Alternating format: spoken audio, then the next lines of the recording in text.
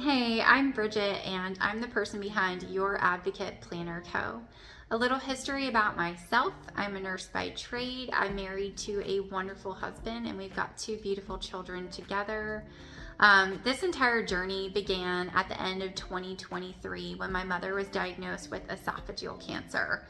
Of course, any cancer diagnosis is not expected and is sudden and comes out of nowhere.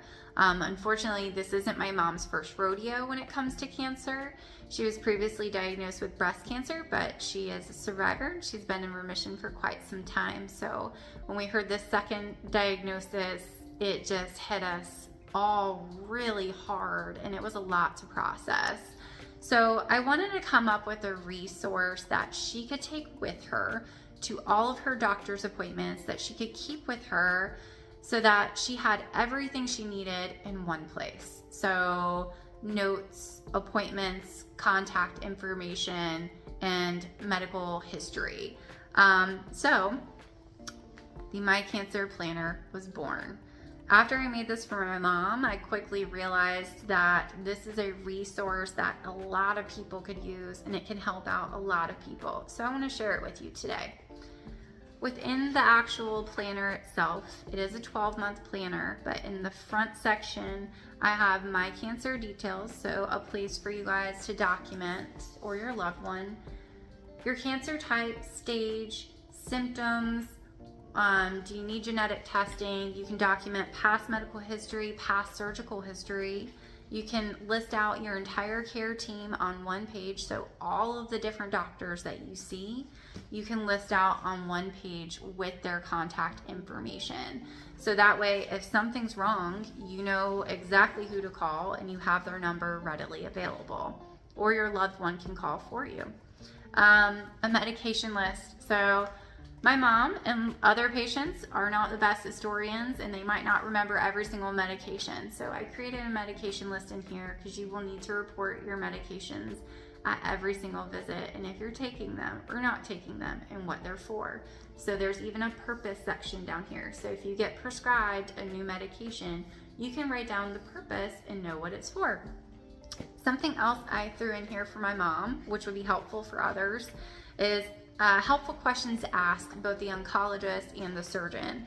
And there are tons of questions. So there's 3 pages for the oncologist, 3 for the surgeon, and then there's spaces to take notes. So that way you can go back and reference that information later.